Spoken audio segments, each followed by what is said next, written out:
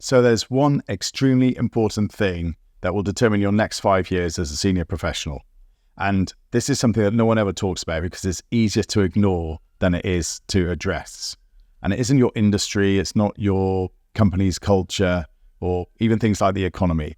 It's something that's completely within your control. So in this video, I'm revealing exactly what this one thing is. And if you're feeling stuck or frustrated or in some way plateaued in your career, this might be exactly the video that you need to watch. So what I'm about to show you will change how you think about career success and getting unstuck forever. And it's one of the most important lessons I've ever learned. So about 5 years ago, I was a partner in a big professional services firm, feeling increasingly frustrated about my role. And it was never my fault. I found myself blaming things completely outside of my control. I told myself that it was the industry regulation, that it had become so tightly controlled that there was no room to really have any innovation. And I told myself that it was the nature of the business model. In professional services, it's all about utilization and client demand. So, of course, my time was going to be pulled in all these different directions that I wasn't necessarily choosing. Sometimes I even pointed at the dynamics around me, maybe some of the office politics, perhaps the slow pace that you get in big companies around decision-making, maybe the culture of certain clients that I was working with. And I felt completely powerless, like I was trapped in a system where no matter how hard I worked or how good my ideas were, these external forces would always hold me back. And at the time, those explanations actually felt comforting to me, but they also kept me stuck, because if the problem was the regulation or the business model or the team or the clients, then the solution was always out of my hands. And I was deeply frustrated because I kept waiting for someone else to fix these problems that I was complaining about. And I sounded exactly like every other stuck professional, full of complaints about the circumstances, but not really taking any ownership of the solutions. And the turning point for me was realizing that the common denominator in all of those stories was me. I couldn't change the industry regulation. I couldn't change the structure of professional services, but I could change how I responded. I could decide what I wanted to build and take responsibility for. It's a bit like waiting for the rain to stop instead of just going and fixing the roof. And once I saw it that way, the only real option that I saw was to stop waiting and to start building. And that was the moment that I shifted from what you might call a victim mindset to an architect mindset. From seeing myself as someone acted upon to someone with the agency to go and create my next chapter. And this complete mindset shift led me to have a much more fulfilled time within the firm. And later on, it was actually what then allowed me to go and launch my own business and design exactly the career I wanted. But only because I stopped being a victim of circumstances and became the architect of my solution. So now I'm going to give you the 3-step career ownership framework that I use to help get out of these situations. It's the exact system that I use to move from default mode to architect mode. And it will allow you to take complete control of your career, regardless of your circumstances or situation. You see, most people are waiting for someone else to fix their situation. They spend years complaining about company politics, bad leadership, or market conditions, while taking no real ownership of their role in creating the solutions. It's a bit like acting like tenants. They accept whatever structure they're given and complain when it doesn't suit them. But career architects design what they want and figure out how to build it, regardless of the starting conditions. The difference here isn't talent or luck, it's ownership. And ownership is completely learnable. I remember one evening late in 2020, I was sitting at my desk after another long day of back-to-back meetings, and I was thinking about leaving my job. And I caught myself thinking, I can't leave KPMG because my whole identity is tied up in being a partner. Who would I even be without this title, without the firm? And on the surface, it sounded rational to me.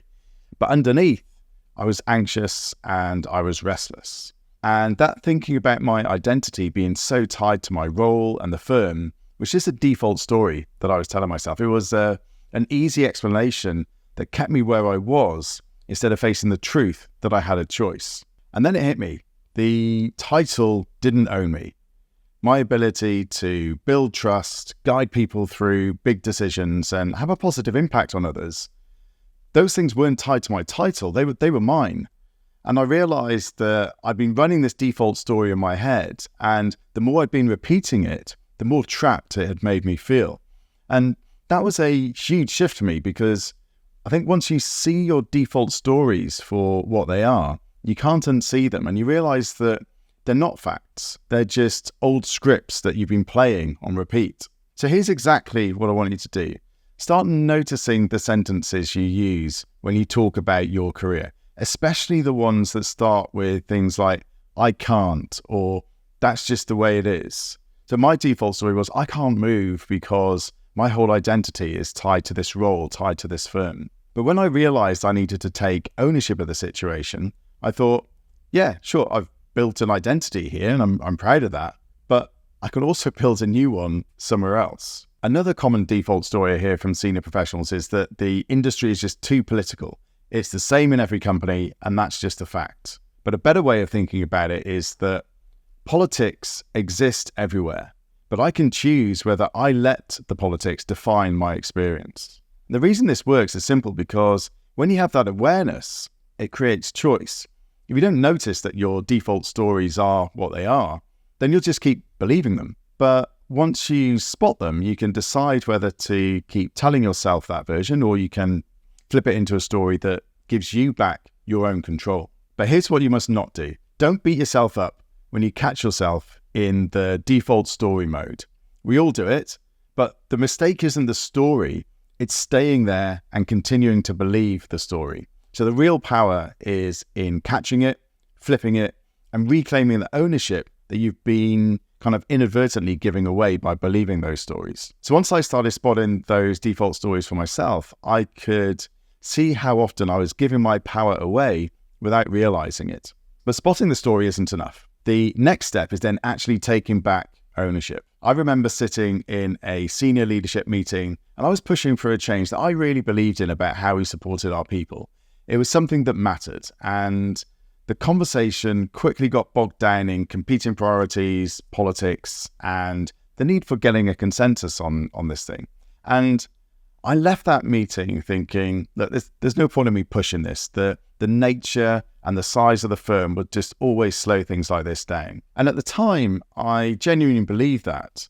I thought that the problem was the firm, the politics, the structures, and that I just had to live with it. But then I realized that if the problem is always external, somebody else's fault, then you can't actually do anything about it. But if you're the problem, you can also be the solution. And that shift was so significant for me because it put me back in control. Yeah, I couldn't eliminate the politics, but I could change how I engaged with it. I could decide who I influenced, how I framed the issue, and where I invested my energy instead of letting frustration build. And that realization changed my approach. I stopped waiting for the system to fix itself, which was never going to happen, I think, in any large firm. And I started asking, what part of this do I own, and what can I do right now? So here's exactly what I want you to do. The next time you feel stuck in a situation at work, ask yourself 2 questions. What's outside of my control that I need to accept? Not everything's going to be perfect. Fine, that's just how things are. And then the second question, what is within my control? And that's where you need to focus. And the reason this works is because it shifts you from waiting, blaming others, blaming the system, to actually doing something. So instead of pouring your energy or your time thinking about things into things that you can't change, you redirect it into the things that you can. And instead of feeling frustrated, you'll feel great that you're making some progress. So taking ownership gave me back control, but I also noticed something else. I was still mostly reacting to situations. I wasn't drifting anymore, but I also wasn't creating. And that's when I realized that the third step is actually the most important. You have to stop being responsive to situations and instead becoming the architect of situations. So even after I started taking more ownership, I realized I was still mostly reacting. And I was reacting to client demands, reacting to internal requests within the firm, whatever came across my desk.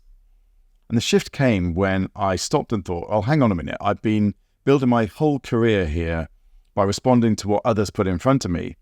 But what do I actually want to design for myself? Up until then, I believed that success was about making the best of what was already there. But then it hit me. Architects don't just work with what's in front of them, they design the structure that they want to build. So I needed to stop being the person who was reacting to someone else's blueprint and start becoming the architect of my own. And that was a big shift because it, forced me to zoom out. Instead of asking, how do I cope with this situation? I started asking, what do I want to create? And what's the path that leads there? So here's exactly how you can apply this. Take some time to sketch out the blueprint for your next 3 to 5 years. I don't mean a job title, not a promotion, but the kind of work that you want to do, the outcomes you want it to give you, and the life you want it to support. Architects think differently. They start with the finished structure in mind. They decide which materials they use and which materials they won't, and they design phase by phase, knowing that it's not all going to be built in one go. And the reason this works is because it moves you from short-term reacting to longer-term creating. So instead of patching cracks in someone else's structure, you're building your own. But don't make the mistake of trying to draw the perfect plan at this stage. Architects know that blueprints evolve as you build. The power is in having a clear design to move towards, not in waiting until it's completely flawless, because you'll never get there. So when you put these 3 steps together, spotting your default stories, reclaiming your agency, and then designing your career like an architect, that's when you finally move from feeling stuck to actually building the career and the life that you want.